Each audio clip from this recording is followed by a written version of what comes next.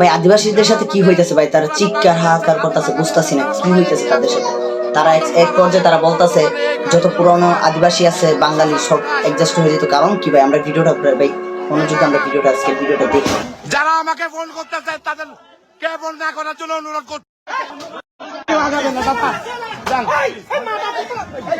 দেখতে তারা কিন্তু অনেক মারামারি করতেছে, বুঝলাম না কিছু কারণ, কি কারণে মারামারি, তাদের সাথে কি হইতেছে আমরা ঘটনাটা পুরোপুরি শুনি, না শুনি কিন্তু আমরা বুঝতে পারবো, ঘটনাটা আমরা পুরোপুরি শুনি।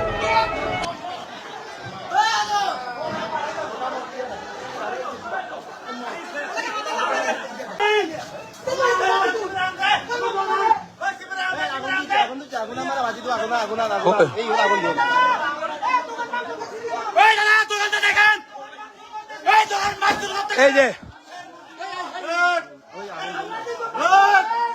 দোকানে আগুন দেওয়া হয়েছে, দোকানে আগুন দেওয়া হয়েছে।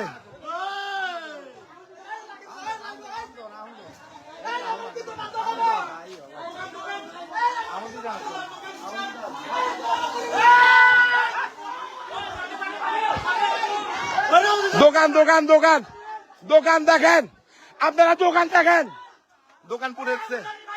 এই যে দেখেন আগুন লাগাই দিছে দোকানে, দোকানে আগুন লাগাই দিছে দেখেন। এই যে ভূমিকা দেখেন, ফায়ার সার্ভিস কোথায়, ফায়ার সার্ভিস কোথায় দেখেন। দোকানে আগুন, এই যে মহাজন পাড়ায়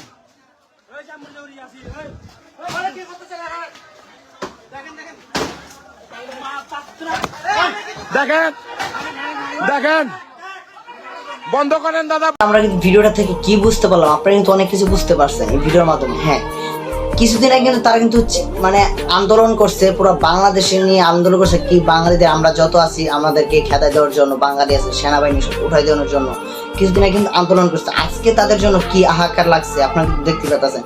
এইসব নিয়ে ভাই কি ভাই বুঝলাম না, এতদিন আপনারা ছিলেন কোথায় ভাই, এতদিন ছিলেন কোথায়? এত আন্দোলন হলো, ছাত্ররা এত আন্দোলন, এখন বাংলাদেশ দাবি করতেছেন আপনাদের, ভাই কি আজব কাহিনী।